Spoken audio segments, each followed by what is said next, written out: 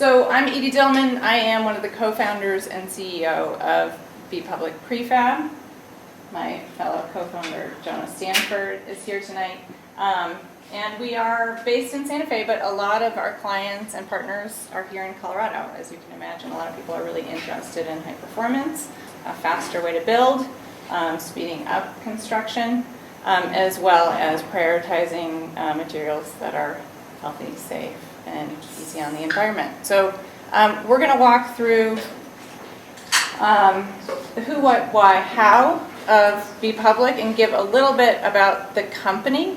Not only is the technology and what we're all about, the company itself is a little bit unusual. Sometimes I have to explain that more, but Colorado seems to be incredible around public benefit corp. So you guys see the B all over town. I saw a couple of them today. We're actually incorporated as a public benefit corp.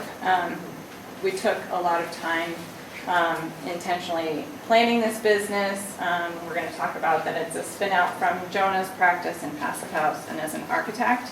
But we spent a lot of time before we actually started products and services to the public in 2020, right before COVID hit. Really planning what kind of company we wanted to be, what kind of mission we wanted to stand for. So there are a lot of things about what we do that are fairly disruptive, we think, very forward-thinking in green building, but we also want our company to represent that as well. So trying to attract talent that have a lot of heart and believe in the mission, not just really talented architects or builders or draftspeople or salespeople. I would add to that too, like we'll talk about the components and how they're used in design and manufacturing and so forth, but too, one of the discussions that Edie was talking about for the formation of the company was so much too about what's the sustainability in terms of manufacturing and construction too. How do we ramp up and increase our high performance building supply and accessibility to both communities, builders, from a manufacturing, construction, and end user perspective. And I hope that we'll keep on hitting on that, because it really is, it's one of the things you'll see that we've refused to sort of throw the baby out with the bathwater on any of the things. Like, so we're really trying to maintain all the things that we think are really critical in this entire construction process, not just these are great panels. You know what I mean? So hopefully we'll keep on bringing that. And I think we talk about collaborative shows up a lot on the website or in conversations, ecosystem, right? So when we talk to new builders, new partners, new manufacturers, we really talk about keeping people within this sort of network of people that, like, it would be great if somebody starts on the shop floor and decides to go be an installer and then goes to be a GC somewhere and starts building these houses, that we really want to just keep this information flowing, bring more people in. I love that we're at a school. I came to this work from education to workforce disruption, which is funny to say now because I did a lot of building apps and technology for learning online, right? COVID happened. We've been like rallying really hard. That disruption happened in a horrible way, but it's happened. So when we talk about this company and the mission, that we're really trying to think 360, not just about performance of buildings, but really what are the other auxiliary problems in our economy, and how do we draw people into or potentials, right? Or just fun stuff. Yeah. So our staff is in Santa Fe. We do have a co-founder who's based in Connecticut, that I always want to bring her in. We do have remote workers all the time with COVID, but she's remote all the time. So I'll throw this to Jonah, but really the origin of this company came from Jonah's practice. And some of us found it to be so compelling that we couldn't continue doing what we were doing, because it was so important that we bring this to the public and to builders and allow this company to scale and grow. So do you want to talk about need bearing? So I'll keep on talking about need bearing. Like Edie was talking about that we're excited to be here in Colorado. So that really is true for me personally as well, because this is my home state. So I was born in Carbondale, Colorado. I grew up in Ridgeway, Colorado for most of my life. And And so the idea of working, and I feel like I'm still in the Rockies in Santa Fe, and that really sort of defines sort of my geographic birthplace, it feels like, but that, so we are really happy to be here, and it means a lot to me to try to bring some of the work that we've done into this area. And, so one of the things that we were seeing in terms of, like, we've always been really focused on implementation, right? So good design is great until you can't afford it and nobody knows how to do it, or it falls apart or something like that. So my background is strongly in the field of construction before coming to an architectural design place later in my career. But and so having a very high degree of respect for that construction process, and also just sort of whether something is easy or not, or sort of it is, whether it's containing a full scope of work, which is really in construction one of the things that's really important in order to maintain a simplicity in the construction. And so much of the work that went into BPublic comes from identifying what were these really consistent needs that projects had, identifying where it looked like we were reinventing the wheel over and over again, from a building science, from a minute assembly, or from thermal bridging perspective. Like every time we were reinventing the wheel from a design perspective in the construction documents, and really realizing we don't need to be doing that, and also just how challenging it was to implement high performance buildings that are sort of aligned with passive construction of eliminating thermal bridges and air tightness and captive air spaces.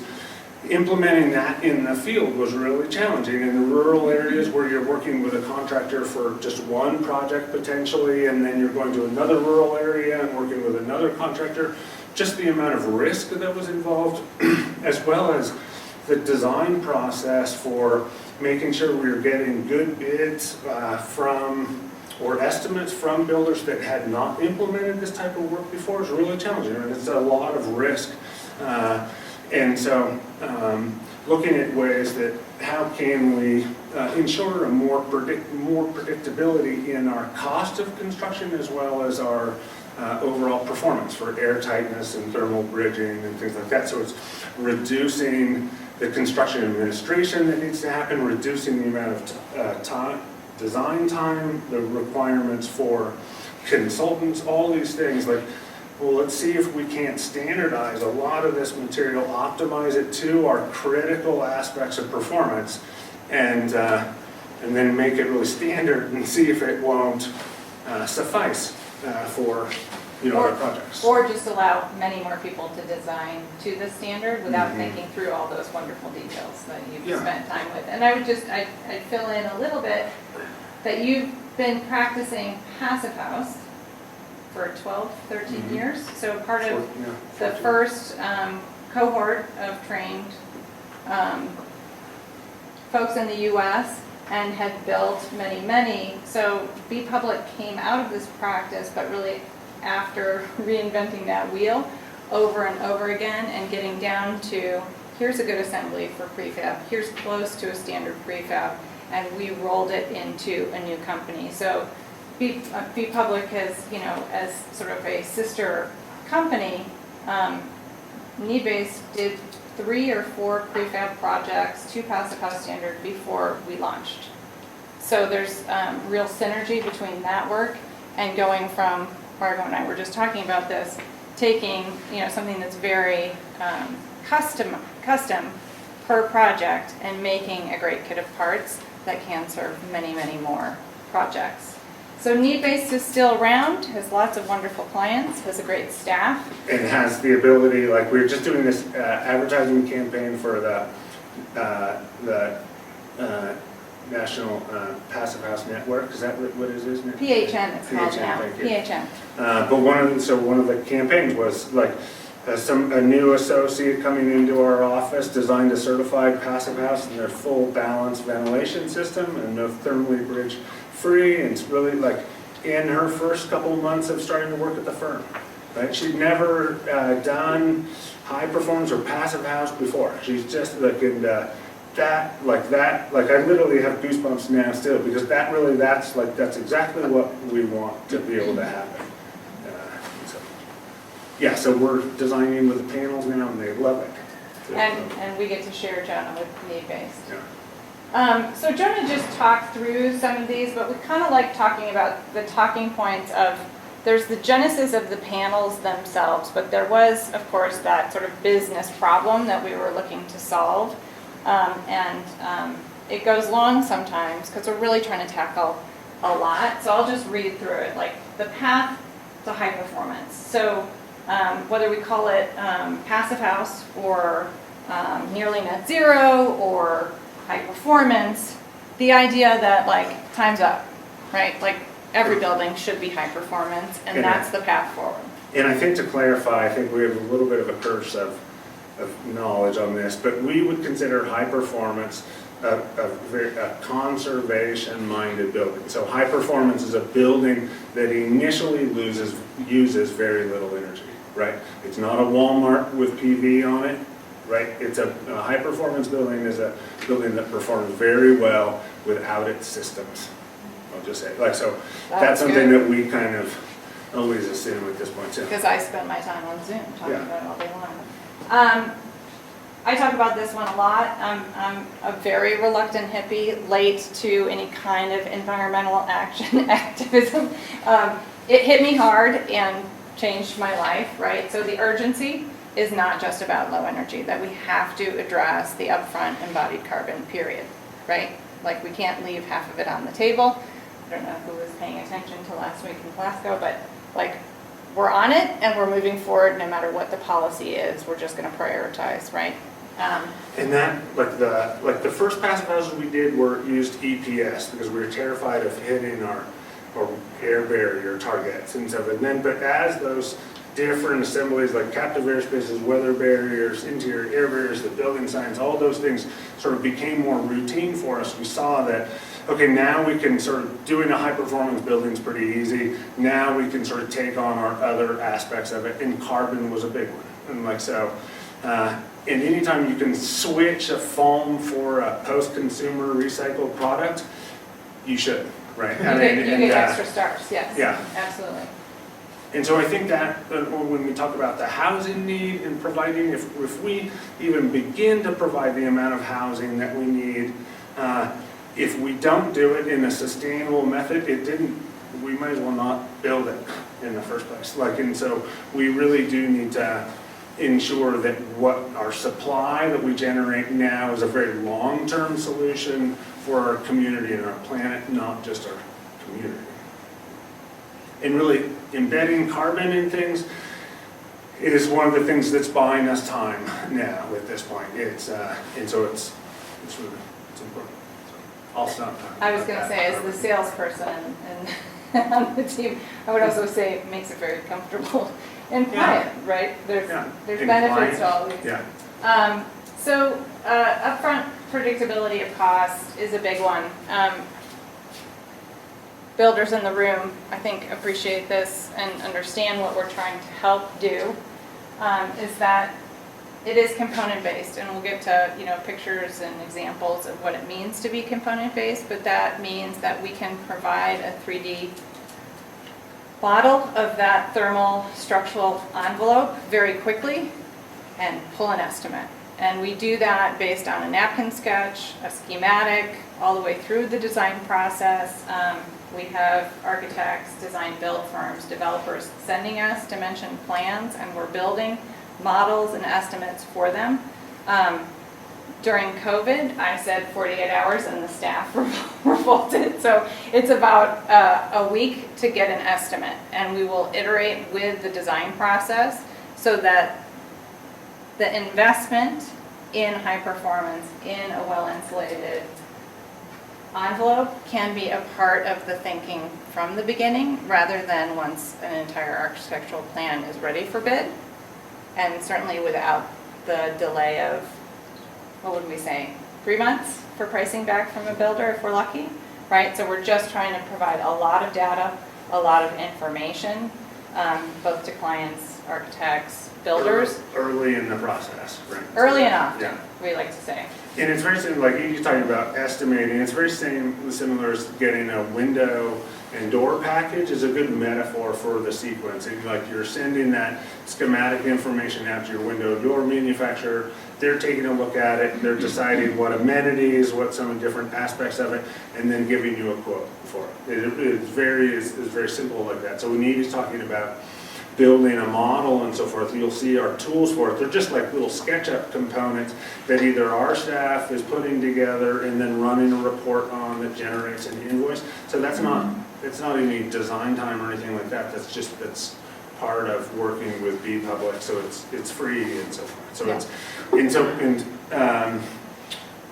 one gentleman here was talking about like affordability. And affordability is really critical, but affordability is very subjective too, right? Like what is affordable for me might not be affordable for you, and really what I think, I would revise that to say like it's not so much affordability, it's more information, right? So if you have good information at the very beginning of the project for what your entire thermal envelope is going to cost and is very predictable in its performance and so forth, then you're able to either manipulate the scale of that project in a quantifiable way or manipulate the other amenities and finishes in the project, which there's a really big range there for cost influences, but not when it comes to your thermal envelope, right? Even if I like take out like my R value, I'm not making a huge impact on it. Like, and so that's when we talk about affordability, I feel like the new affordability is just like project management or having information in order to manage or hit a budget in that way. We take it to affordability, and I'm going to skip to the last thing, which is labor, right? So right now, in the markets that we're working, labor is everything. So affordability doesn't matter if you can't get it built or you don't have the right builders to do it, right? And then you have so much control in a project, but when you're talking about the speed to build and having the right teams on a project and get it done, the labor quotient is, it's a huge one where we're working, that it's very hard for people to get anything built, and we're both working with, folks who are trying to get farm worker housing done in California, as well as co-housing in Albuquerque to single-family homes here in Boulder, right? Affordability on that, to know what your labor costs will be for the sequence of all your framing, your sheathing, insulation, weather barrier, air barrier, is really handy in terms of trying to control those costs, where you can look at other things to control costs, like Jonah said. And I love this one. You usually talk about this one, but I'm going to talk about it, that it is very familiar materials, right? So we're working with an assembly that inspectors can understand, both in plan and in person, that builders can walk in, subs can walk into a project and understand and see 24 on center. They can see the wood, they know how to interact with it, right? We're trying to make things that are also very easy to work with, right? You can penetrate an airtight envelope, but know that you can... Material resource right there too. Yeah, so you can repair and work with these things because it is light frame construction, right? We're not trying to hand someone a spaceship and say, it'll be great, it's going to perform great, you're going to love working on a spaceship. It's not that. We're really staying very standard with materials and practices.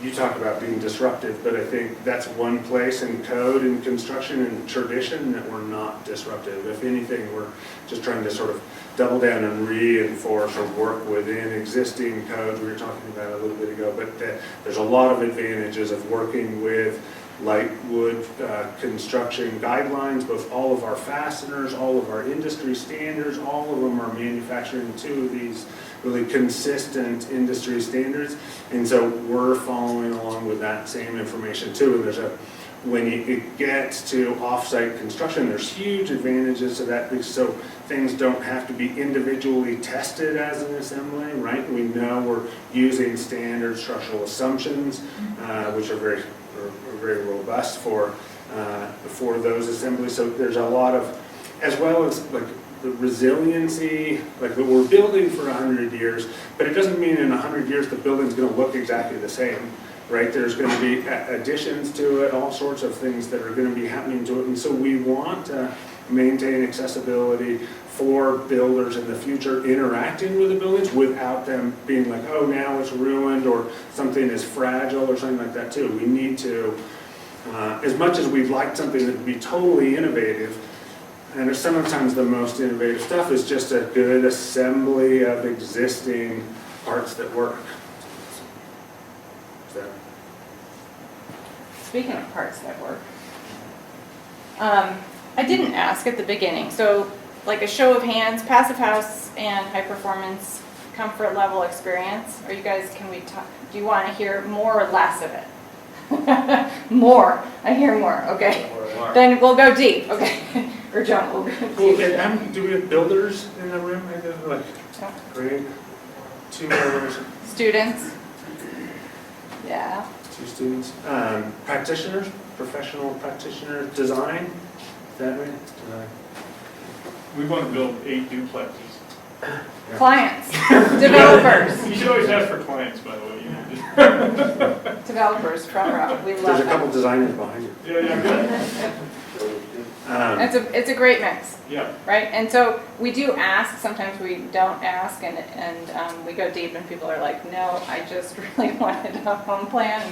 I don't want to do building science, which is great because we can sort of switch channels. That, like, you know, prefab offsite is pretty revolutionary in the US, right? It's big, that's enough. We could stop there. We could talk about the health of these buildings and stop there, that's plenty. But we love talking about what it means to have a resilient envelope for building science. Should we do, you want to do performance first and then we could do materials? Yeah. So like by far, like designing an assembly, like having something that's thermally bridge free, just make sure that any insulation that you're paying for into that building, you're getting its full value of it, right? Like I'm sure you guys have heard like a typical, no, I'm not going to get into it, but like code construction is just like anything less is illegal, right? So like having a thermally bridge-free assembly really does allow you to take full advantage of your insulation. And then the other part of having a thermally bridge-free assembly, a lot of those thermal bridges come from intersections and connections between beams and other walls and so forth. And the whole BPublic assemblies actually are thermally bridge-free, even at their connections, and their connections all perform better than their whole wall assemblies. So the more pieces you put together, your performance is actually increasing when, in a positive way. And so like typical construction, like 30% of your loss and your energy loss is being lost out through that thermal bridging. And then, you know, the other side of it, and these are all things that were really quantified for us, like are made really accessible through the passive house work and so forth. So we're not always a strict advocate for certification, but there's a lot of really good lessons that have learned, that have come from that are physics-based. They're not opinion-based or anything like that. So the other one, so yeah, air barriers, another like 30% of your energy loss is being lost through that just like uncontrolled air leakage. And another part of it is really maintaining like what's considered like captive airspaces, and we all know that about our down coats or anything like that. And like North Face or Patagonia has brought it up to sort of a more familiar term. But so those captive airspaces really do help the overall performance of a building. And let's see, so our assemblies are fully insulated, so there is no more additional insulation that needs to be installed in the exterior thermal envelope once the BPublic assemblies are complete. And there's a continuous air barrier on the interior and then a complete exterior weather barrier on the exterior. So, and a lot of times we just had an opportunity to test our exterior weather barrier on a building, and so this is the exterior weather barrier we're testing, like because we cut big slits in our interior air barrier, and we were at a 0.72 or anything. So any total nerds in here, a 0.72. Let me just do, I want to do like captions for that. For your blower door test is what you're referring to. Yeah. And you're cutting right, it while the that house part was today. pressurized. You just went straight through it. That was good. Somebody caught it, somebody in the room caught it, air barrier. And then, I think this other one, so vapor open is a really important aspect. Like one of the things we really learned in practice was that building science is really complicated if you use impermeable materials. It really, and it's dangerous and it's finicky and it's a nightmare if you use impermeable materials. And so in that process of eliminating the carbon or petroleum products or foam out of our assemblies, we really started seeing like, oh, well, it's all just vapor open assemblies. And when we're looking at those, then our same assemblies that are working here are also working in like coastal regions in Seattle, as well as like heating and cooling in Chicago, down into the southeast as well. So that vapor open assembly, meaning that, we can talk, we don't need to get into vapor open, right? But so what that's doing is it's allowing any moisture to pass both to the exterior or to the interior in these assemblies. And so they're very robust in that way. You can put another building directly against it, or it can have lots of different orientations or conditions, norths or shaded. All these things can really mess with a high performance building if you're using impermeable materials. And so really I think it's like having these, vapor open assemblies just makes, from a design perspective, it's just a huge sigh of relief when it comes to putting these pieces together and so forth, and just having absolute confidence that what you're putting together is going to breathe really well. There's no way that it's going to create conditions that where moisture is going to be building up in the wall and creating both harm for the assemblies or the occupants. And that's part of the 100-year building intent too, is that moisture buildup in a building in really small levels is a huge portion of the overall degradation in buildings. And so if we can really eliminate that, then it will make sense that their buildings are going to be able to be used longer and so forth. And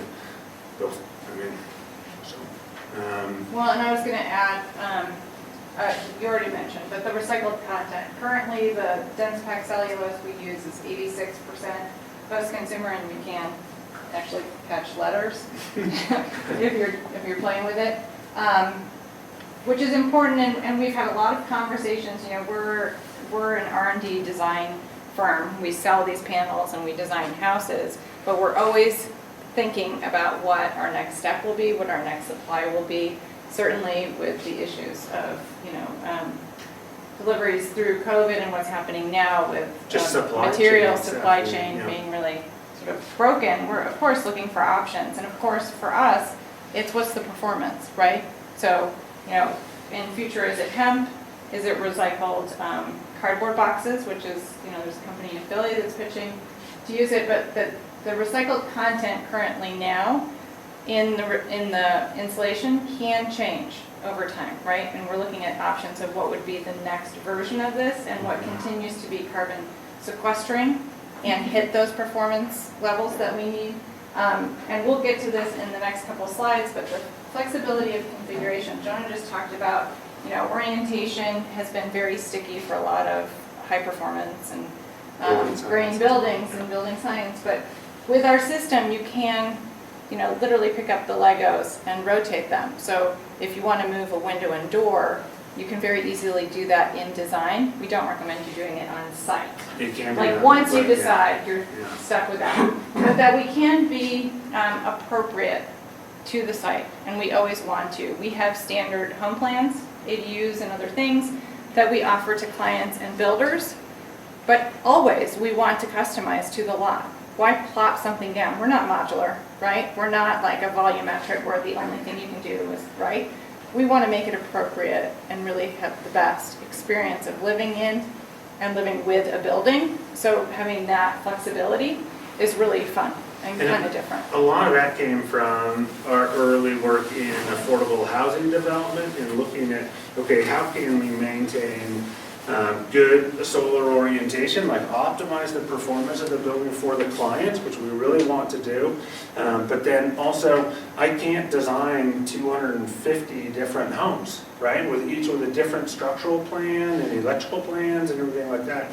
And so what we saw was that, like, really what we want is, okay, so here's south, and then this is their good neighbor and their bad neighbor, so we want windows here, and then the street is here. Here's another one just right here, but that's a bad neighbor, but now what do we do? So now with the BPublic, we can just sort of take those different components and shuffle them around to orientation, either whether it's social orientation, which I think is really important as we get into denser development and infill, which BPublic really does want to support privately funded residential infill, right? There's a huge capacity in our communities for that, and they're really hamstrung right now. And so, but wanting to be able to, we don't want to throw the performance out the window just because we want our front door towards, the street or something like that. And so offering a lot of options within that, or what do you call, like configurations or something like that, without changing your framing plan and structure and performance in a Or just in a negative. reinventing the way, right? Yeah. It's getting away from that. Johnny, did you hear the t-shirt though? There was a t-shirt somewhere in what you just said, which was like, there are no bad neighbors in a high performance or BPublic. Oh. There was something to that, I think. That's the acoustic quality, right? Exactly, those are your good acoustics. Do you want to walk through just quickly the assembly, or Yeah. take your time? No, we can't. So interior, so this is on the interior of a wall. And so what you would see, and we have pictures of this, so it's furring strips, and I will get into the technical later, but so it's the furring strips, and this is where we try to keep all of our electrical and mechanical, we call it our service cavity, within this layer, and this is then our vapor control layer right here. It's also our air control or leak stop, but it's a lot of it has to do with vapor, which is great. And then single cavity, and there's two different R values, an R35 and an R52 options, and it's they're both just single dense packed cellulose cavities, and then ranging from 4.2 to almost 5 pounds per cubic foot dense packed cellulose. And then exterior sheathing is just 5/8 plywood screwed in place, and then weather-resistant barrier. And the weather-resistant barriers it's also very, very vapor open. It typically wraps all 5 sides of the assembly too, and you'll see why that's helpful in the field and so forth. But that's the basic assembly, so it's very simple, right? It's your interior, this is your stud cavity, this is your structural sheathing, and this is your weather-resistant barrier, right? Like, we see a million buildings and wall assemblies that have all these layers just like this. It's cool, right? Yeah, how simple it is, but it's how functional it is too. So it's when you're just optimizing these different components.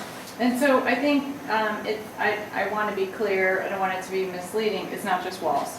So we have walls at R35 and R52. We also offer floor panels that are R51. And then our top panels are an R59 or an R80. So in terms of mixing and multifamily, it's usually an R35 that's being specified for the walls, and then with an insulated slab and going up to the R59 top panels. Yeah. But that we can mix and match, and that is one of the things that we play with in estimates when people are really trying to get the performance. They're playing that performance and budget balancing act of being able to try that R59 on the top panel on the roof, or the R80 depending on what the climate is. And there is some complexity in who we're talking to in different climate zones. So California is very different than here or in Santa Fe, for example. But this is just slightly misleading that we're just showing a wall. There are packets of all of our components that everybody's able to take with you, or for folks at home, can download off the website. And one other thing I wanted to say on this, so I think interesting, so if you notice, like we were talking about the sort of the different principles that we understand to lead to high performance buildings, the captive airspaces, the thermal bridge free, and the air tightness and so forth. So this is our air tightness. A lot of our building science and reduced convection and is happening here because of our cellulose within our cavity, and then our structure and our weather resistant barrier. And so it's these layers going into it that form a lot of the cost of the different assemblies. So you know, if you priced out a BPublic assembly using an R52 wall compared to an R35 wall, right, like that, then which is what, 40% increase in performance or something like that. It's about, what's the cost difference between the On a standard single-family home, it's like $6,000 to $8,000. Yeah, and the reason is because it's just dense packed cellulose, right? And that's exactly what we want. We want it to be really, really cheap to just add our value to our buildings. Because so much is being handled in these other ways, and when you handle them and then you handle them well, then what you put here totally counts. It really totally counts. And so it's also really affordable to increase the depth of that cavity.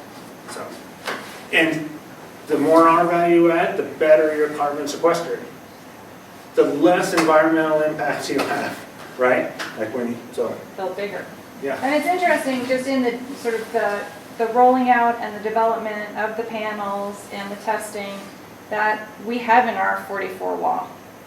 And because of that price consideration between the R35 and the R52, basically everyone's gone up to R52, knowing that, you know, climate is changing, this will be more resilient. And so the R44, we still have the shock drawings. We can make them, but they're just not being specified.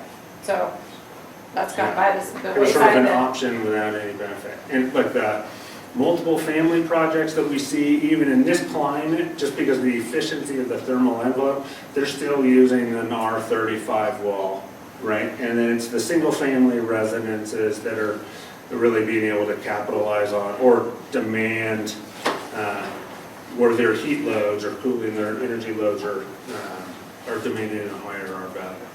So this goes a lot to, I guess, our non-physical benefits, like when Edie and I talk about being disruptive or trying to address issues in the process of design and implementation of high-performance buildings. Really, a lot of it came from, so like what we've done is standardize what our different assembly connections are, and so that our components are able to be consistent. Like where you can have consistency, you maintain consistency.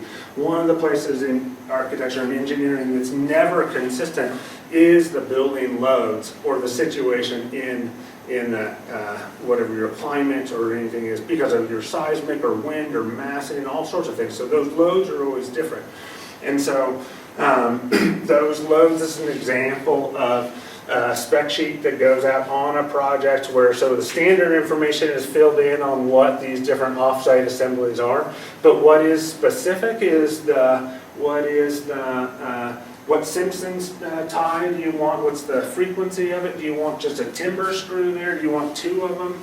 Like so, this is the opportunity for the structural engineer to just specify the frequency and so forth for those load resistance portions. So that's what. So the assembly specifications are always project specific, even though the shop drawings and so forth for the standard components are always consistent. And we were talking earlier today that a little bit ago that there's a new code that's come out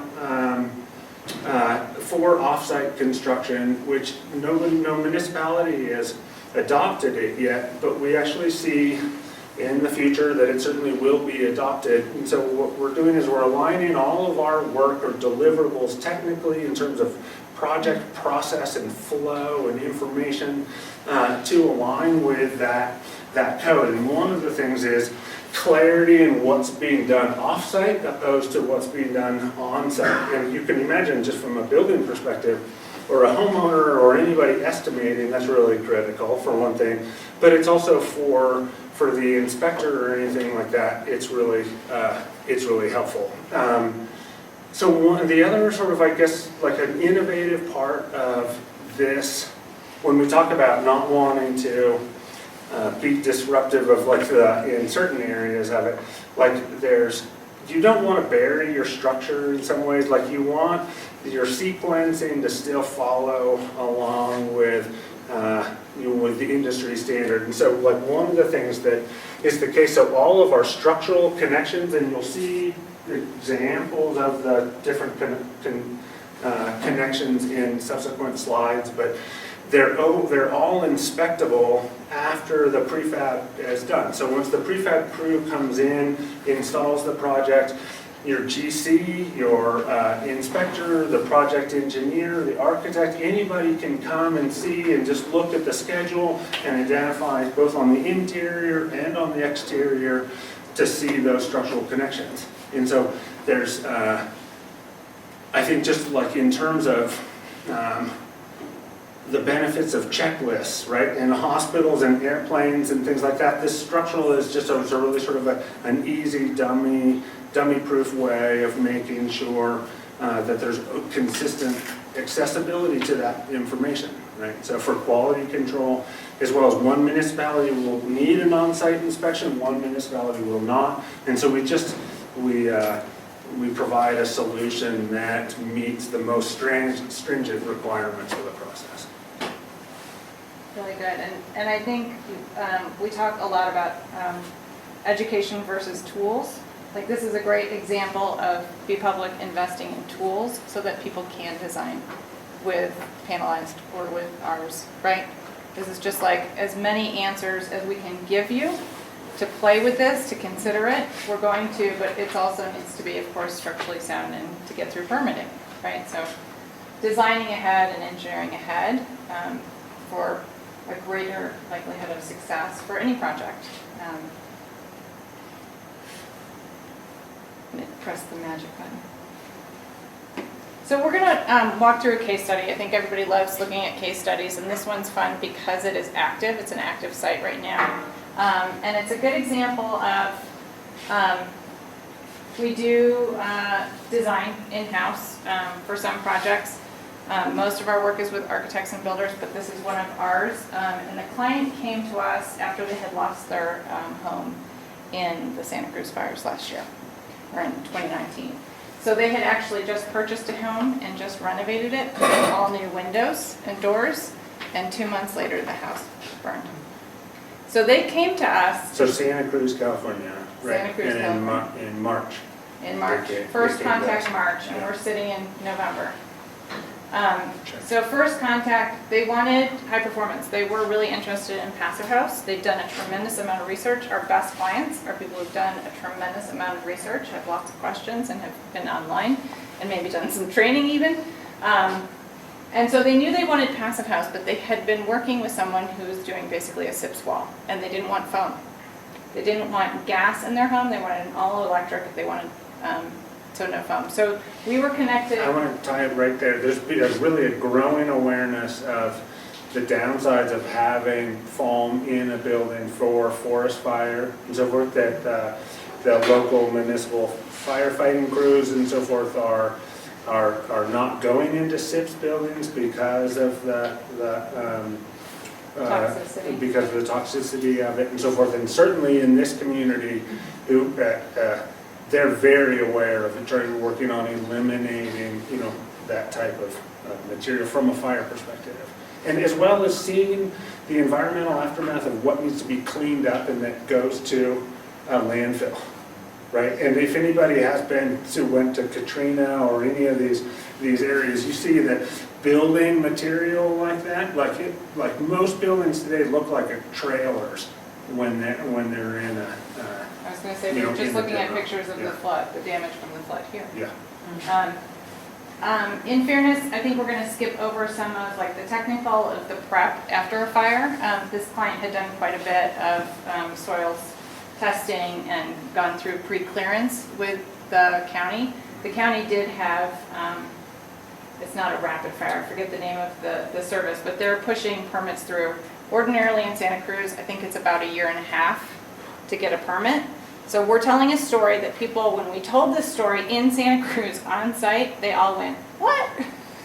You got it done when?" So this was the lot, I think, in April, beginning of April. So for us in the design process, the first step we call phase one is just looking at what can be built, what's the state of, like in this instance, what was existing. They had some existing utilities, where's the septic, doing the setbacks, what can be built, and this is just an example here of, even at this stage, we're gonna pull a 3D model in the envelope and pull an estimate and show what we're talking about. This design in panels, all in one phase. Even if this is, like most of this beginning work is done on an iPad, like by hand, but it's translating and then allowing or facilitating this modeling to be done. So this modeling then is the one that's giving us costs and performance if we wanted to or anything like that. So we're able to just translate very, again, like Edie said, like napkin, I mean, but iPads are the new napkins, right? Can we say that? And so it's just allowing us to go from really early information to this. Yep, exactly. Yeah. And I would say we're working with a handful of families that lost their homes.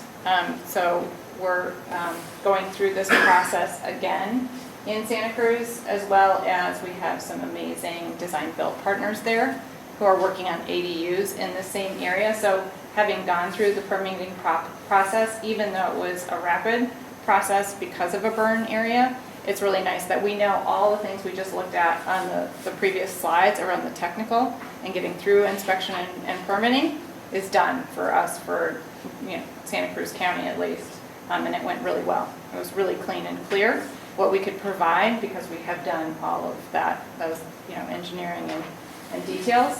It's just handing it over and providing. Mm-hmm. And so, like, also just from a structural perspective, like designing a 2-story in Santa Cruz with that level of higher building loads because of seismic and so forth.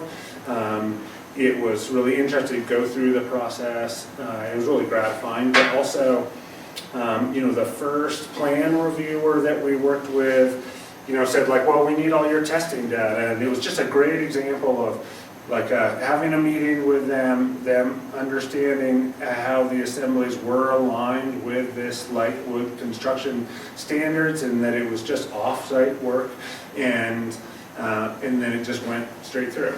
So it was really gratifying in that way too, and as well as seeing what was needed to resist, some fairly high shear wall loads and hold downs and things like that too. So.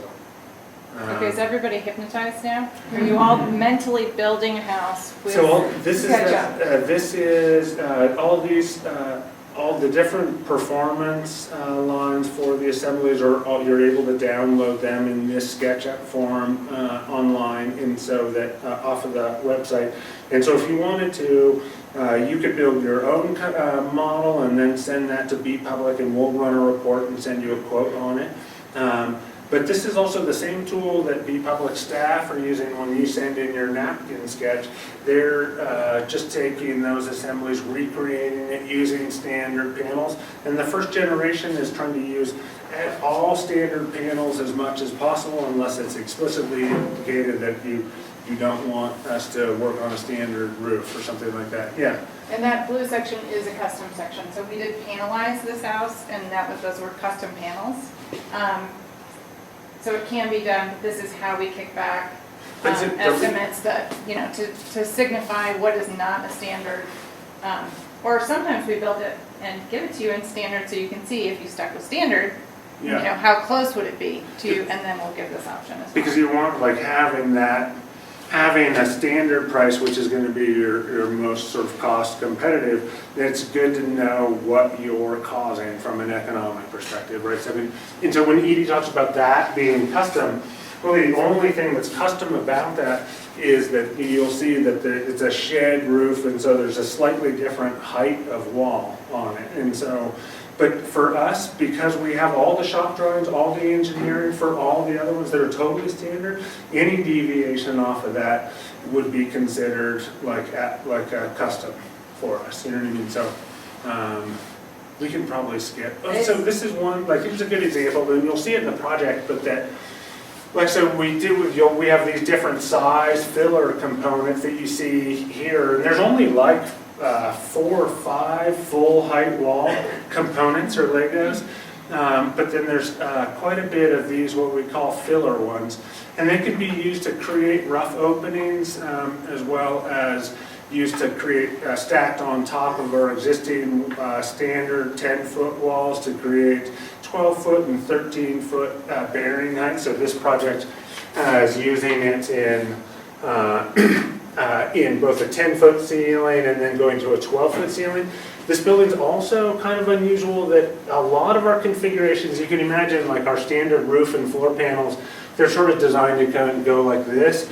In this configuration, they wanted a different width, and so we just have bearing along on this interior line. But it's one of the things that the SketchUp components really do help when you're laying them out, because it indicates where bearing is presumed for the assemblies and so forth too. So, and what's neat is you know that that they're completely thermally bridge free. You know that the structure is going to work and all sorts of things like that. So. And if you stay with standard components, truly from this first envelope design, you could trigger an order and we could start building. Right? So in terms of process and speeding the process, Jonah will stay up all night and build you your panels. No, but in terms of like the speed to this process and going back to the labor question, in comparison to, you know, other prefab companies that are doing great single projects, every single panel is a custom shop drawing, we're skipping that whole process. And we've done a comparison, we have a great slide that we sometimes use, a comparison from a standard home that actually Jonah designed. In just shop drawing, it was 350 hours of computer time buried into the estimate for those panels, right? Yeah, that's not showing up as a consultant cost. That's in your panel, your prefab cost. You're still paying for it though. You're just like have the benefit of paying for it later in the road compared to. It comes on a very large truck. It was like less than a minute per square foot for putting together a full shop drawing set for a BPublic process. And so it's that's the sort of the benefit of standardification, and what we're trying to do is really leverage that benefit to tangible benefits from cost and schedule and complexity and risk. Yeah, we had to sort of up the numbers so it looked okay. But it was only an hour and a half. I know, everybody really, it's like, it makes me crazy. We're gonna switch slides. So we're still on the same house, I know. Yeah. It's been a while. So we haven't talked about this yet, but this is part of our system that makes me really excited, is that like really the architectural style, the finishes are completely flexible, right? So it is just the envelope and how you dress it, the cladding you choose, the windows you choose, even, you know, the overframing of a shed roof or a pitch or what your eaves are, that is completely up to the designer, right? That has nothing to do with the performance. So now we've gotten rid of the performance and we can start playing with what is it going to look like? How's it going to, you know, sit on that property? How's it going to talk to those bad neighbors and the good neighbors? And we can get a little bit light around the treatment of the materials because so much of the performance is done, right? It really is a rain screen, so that material doesn't have to be high performance. It can be your UV, right? So this is a great example. Our staff is like GIF crazy, which makes me very happy. So these are GIFs that were made for the clients to think about different treatments and playing with what the cladding would be. I think this house is hardy board and standing seam is what they ultimately chose. But this is part of, and that's true for the interior as well. People will ask me like, well, what's the interior finish? Well, it's probably going to be drywall, but you could do a panel, you could do really whatever you want. We'll focus on the ventilation system, like the balanced ventilation, and then domestic hot water. Any of the systems that are utilizing the energy or something like that, BPublic will have a fairly high hand in, and then everything else will really try to empower both the builder and the client. So this goes back to really so this setup plan, we were talking about delineating scopes of work and that alignment with the new off-site code. So really just being clear who's taking care of who, and also the same associate that did this, they were assigning man hours to it, so where they were really having fun with sort of breaking out these different scopes and who's handling them and what the repercussions are. But so one of the things that, so BPublic is part of their standard details is going over what our penetrations look like, how do we handle penetrations in the floor, as well as just like a little bit of a user-friendly understanding of like, okay, when we're deciding to put in windows, like doing a brick mold or aligning that performance or R value of the window with the R value of the walls, giving us the best performance, and just sort of talking about those different options. And then details, these are actually for, we have a lot of Zola install window details, and then we have a lot of Alpen window install details as well. And this project actually used Alpen windows. Give a shout out to our local, And then foundation details. I think I was talking with someone about this earlier as well, that we've detailed out, I think it's 7 different foundation types, because one, if we can get away from concrete, we'd love to. But also, we're dealing with a lot of clients who have unique topography, and so to go post and beam is both more affordable and less site disruption. So creating tools around using the panels, the foundation details are really fun because we have some houses that have multiple, using 3 different from our detail set. How are we doing on time, Johnny? Oh, good. So, you know, we all love getting to photos. So this was the, this house in the shop that built this is in BC, Dynamite. And as you can tell, you know, this shop is using standard wood tools, right? We're not dependent on CNC.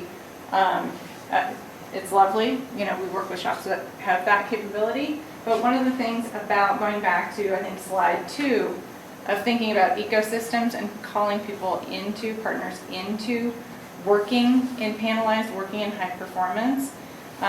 These panels were designed so that a small shop could build them, that they could add a hopper for cellulose and start building them.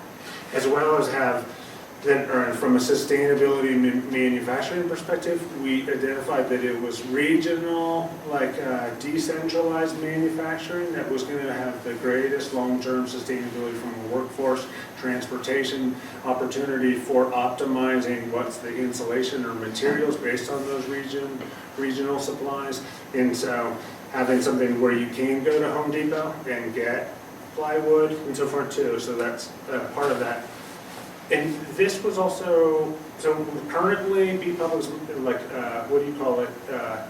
On-time manufacturing or just-in-time? Just-in-time manufacturing. So when an order goes through, that's when those, a shop will be identified that will be manufacturing those components and so forth. But you'll see that there is quite a bit of an opportunity for inventorying panels too. So we have an ability, say for a shop that is going through a lean period during the winter or something like that, that BPublic has the potential to place an order for those components and keep that shop going during the winter, and for them to just be able to inventory those, and then we'd be able to pull it from them too. So there's a lot of, when we're talking about just like, okay, the panels are great, so this is the sort of thing that Edie and I have both been working really hard on, is really considering these aspects or the ramifications for the decisions that we make and what the assemblies look like and what the materials they're using. Yeah, and I you know, I'm going to go back to the labor thing because it's my sort of deal. That this could be built in a trade school's shop, right? That like basically manufacturing could start somewhere and it be a training opportunity, and we need to call in many more people to the trades.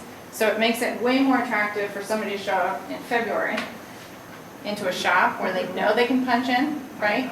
And that their wage is not going to be canceled because it was snowing or raining, and they can get there. And that there's potential to add second and third shifts and continue building in the same shop without having to put huge capital outlay, as long as there's plenty of yard space. But this means we can attract many more people, women into the trades, thank you very much, because they can go to school, care for their families, and have a steady job with a long pathway, right? This is the And goal. this guy can also care for his family. I forgot that she's here, sorry, really. I wasn't talking about her. I wasn't. We started in March, September, this house went up. You're looking at day 1, 2? 2, yeah. It was done in 3, so it's hard to count and see the difference. So again. So a full install crew too is, on this one it was 5, but a full crew typically, because a lot of them were local, but so a full crew would be 4 people. For like a full, regardless of the scale of the house or something like that. So, it's been done with 3 too, but. yeah, well, and a lot of times it's 3 plus the crane operator, like, so. And all of the drone footage, sorry, What was is that? that too fast? Oh, All no, of the I drone didn't know. footage is from day 3. Because I did mention this was part of the burn. On day 2, when we had the drone there, the fog was so thick, it looked like the fire was still going. And it was not the right messaging. It was like The Hobbit, it was like. It's really cool footage, but it is not the right thing in terms of telling the story. So I think we're looking at, that's the heaviest panel. Yeah, That's our heaviest panel right there. so it's just under 3,000 pounds. Our heaviest panels are, no, that wouldn't be our heaviest because that's the thinner R value. close to our Close, heaviest yeah. panel. Would be our biggest, yeah. And so they are working with the crane. They can be installed with telehandler if there's access. On most projects for speed and agility, the crane is really helpful. So part of our gating process on new clients, new projects across the board is what is the access. And we will pull up Google and we will have people lovely video all the way from the freeway to the site and do turnarounds and talk about staging.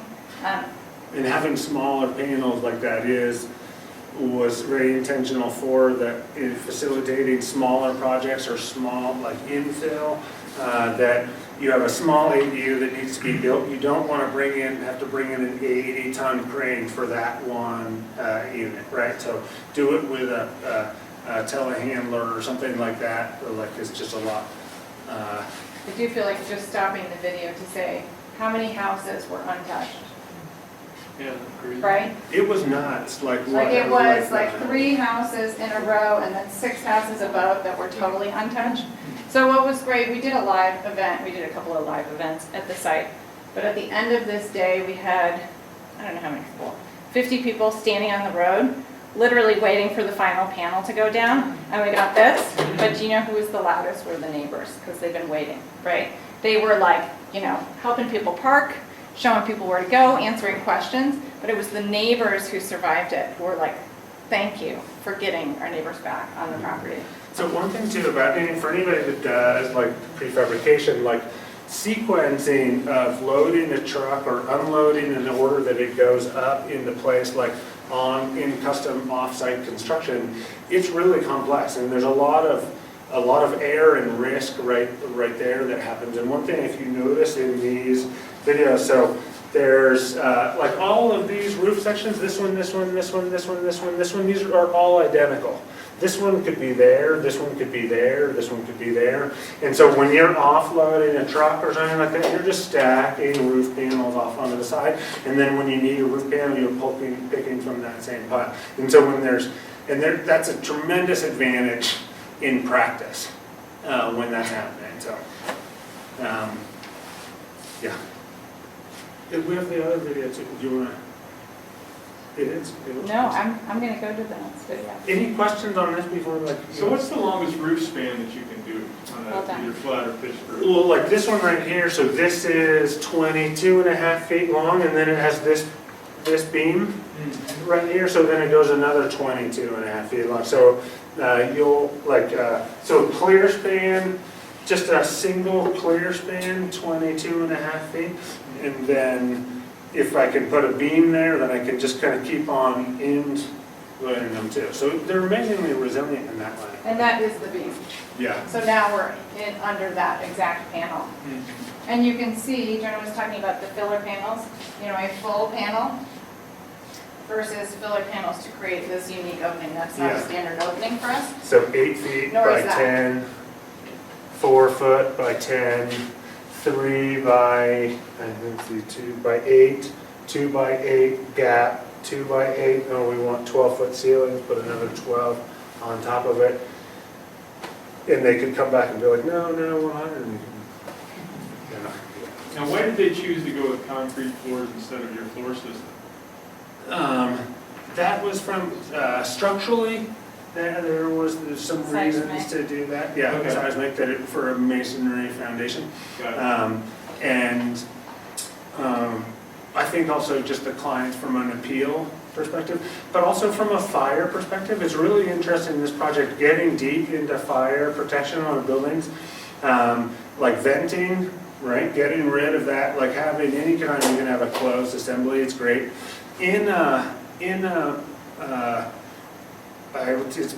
It's pretty mild, but it's more of a cooling dominated climate than a heating dominated climate. And there's a lot of benefits to good earth coupling in a high performance building, like Sorry. and so I don't know if you'll be able to see it, but it is a totally isolated,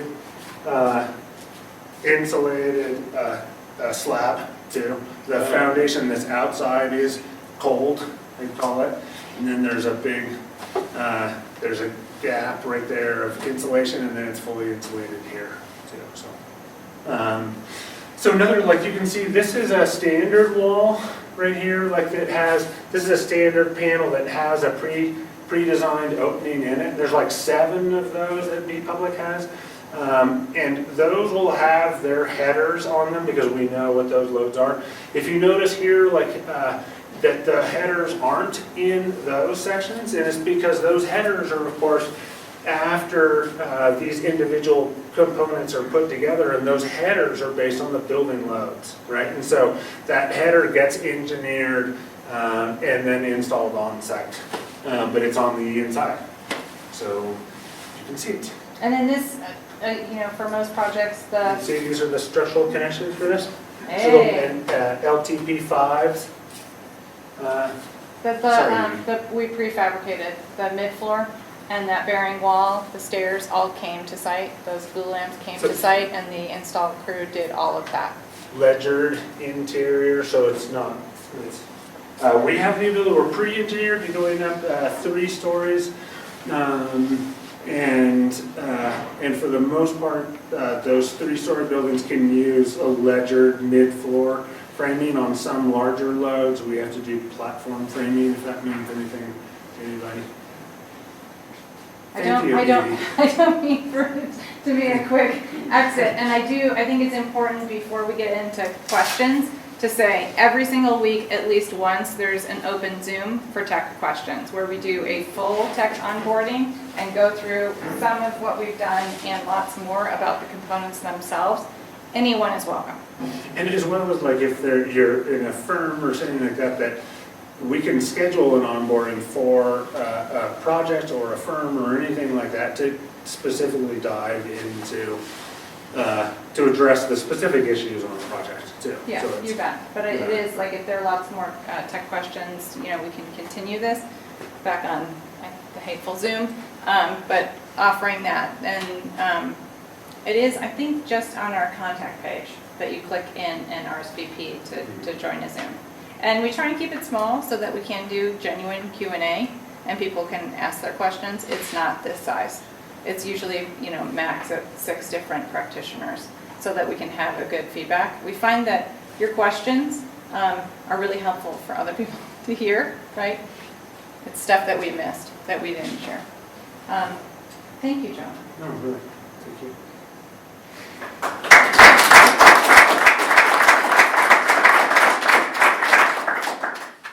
We were demonstrating the roof panels. We get this white stuff here called snow, different than Santa Cruz. How do you handle that span? I mean, we're probably not going to take that same panel, you span 22 feet and Santa Cruz and take it up to Grand County first? We have, all of our roof panels have different snow loading capacities Okay. based on the live and dead load and so forth. So when a project comes in, it would be, you tell us what the snow loads are for the project Okay. as well. So, and so all of, as well as the lateral loading capacity for the walls, the roofs, all that information we have. And so in that situation, say if you're trying to do a flat roof with, I think, what, over 70 pounds per square foot or something like that, then you'd start hitting our max, 80, like you start hitting our max here. And so we'd either, the option would be to create a custom panel where it beefed up the structure. That would be the easiest one, right? Or run another line of structure maybe? No, we just beef up the series of the framing would be the, yeah. Or cap it? Or overframe for a slope. Yeah, yeah, no, we do that. That happens a lot, like where we're over framing on top of it, so we're just, that the load is actually being distributed back over our walls again and so forth. And we didn't really talk about this, but so our standard assemblies are all flat. Is we identified that, like, there's a really big cost difference between going from a flat insulated unvented roof assembly to either a gable or a shed, period. There is a lot, like, and so really from an affordability perspective, we said, okay, we really want to just, let's see if we can optimize this most affordable solution. From a performance perspective, it's better too, but that, and so BPublic can do both gables, sheds, like you saw here and so forth too. They're just non-standard because that slope is always different per client and the span is always different. But that's not an issue for us. It's just not a pre-completed shop drawing and engineering quite. We have fast engineering on it, that we have all the tables for it. And then we can turn that around really quickly, but the shop drawings still need to be made specifically for that project. Yeah. How are the roof panels insulated? Dense back cellulose, everything. That doesn't transmit moisture? Dense pack cellulose, Doesn't have to be ventilated? Is the question. that it's a really great, it does not need to be vented. And there's a lot of really great reasons why. And it does have to do with the cellulose, has to do with the vapor control layer on the inside, that's the intello. It also has to do with that you are doing a blower door test and making sure that you're airtight there. Because I could do a really great roof assembly, but if it was really leaky and I never tested it, then it really kind of doesn't matter what I modeled. And so limiting your air leakage through that roof assembly in particular, just because of how perpendicular that flow is important. But the other benefit is having maintaining a vapor open exposure above it. So that's why like vented spaces are really important, or overframing but that can really make, I won't get into it, but that's one way. And the other way, if that's not going to be vented on the exterior, then doing an impermeable material that would drop that dew point away from the assembly. Yeah, so. And we have the testing for that and recommendations for that too, for architects or builders. And I was going to say that gable is the #1 question we get for roof assemblies. So stay tuned. Yeah, we're thinking about standardizing gable roofs and so forth, just because they are so common. Yeah, and it may not hit every house or every build, but it's definitely a huge demand that we're hearing, especially in Colorado. Yeah, I noticed you had typically 10-foot tall panels. Then you added like a 2-foot panel above it. Or a 3-foot, you can go 3, yeah. Yeah, and that was just kind of like a strategy to reduce the number of types of panels you had. I mean, it seems like there'd be more fasteners, obviously, And it's, Yes. you know, that, why not just build a longer panel? I would think you'd have less material. Which is a great question, because the other most popular question is a shorter panel, right? Developers want it like a 9-foot.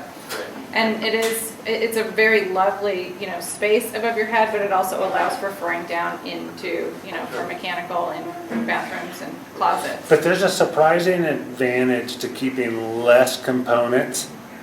Yeah, that's a driving thing. It really is. The repercussions of adding components is larger than you think. In the field is Yeah, a so it trade-off. affects the install, for sure, definitely. And we're learning on that. We've added and subtracted some panels recently because of that. So what, like compared to a similar building, just built, site built, did the same plans, did the same thing, what is kind of the cost? Have you figured that out? Well, I don't think from a finished building perspective, from finished building to finished building, I'm not sure if you would be able to see that. There's not, wouldn't go one way or the other. I would say common with like the industry standard, people would say from passive house, from code to passive house, there's like an 8 or 10% premium or something like No, that I mean typically. equivalent made, yeah. What? Equivalent design, you know. If instead of using your panels, you got a crew out, built it exactly the same way, but on site. Yeah, I would say the same. I would say between 5 and 10% premium for the envelope for this build. For the envelope, you got Yeah. the prefab, so. Yeah. So the trade-off is better control and the estimated. Or And any it's also, control. and it's also including that this building has 3 pane windows, right? We've got high performance windows and doors to complete the envelope. So that's another piece of an overall budget for construction to this level that adds, you know, it's an investment, that's a part of that 10%. But we can go over, like, you're welcome to ask us, like maybe if we get a little bit more information, we can provide really good estimated costs, like just ballpark costs for construction. But also our quoting process is designed to do that also too. Like, so the best situation would be for us to create that layout and then quote it for you, and then you'd have the answer to it. compare. Right, that was, yeah. Johnny? Yeah, stay tuned for next events. Thank you so much for being here. Thanks, Johnny. Thank you.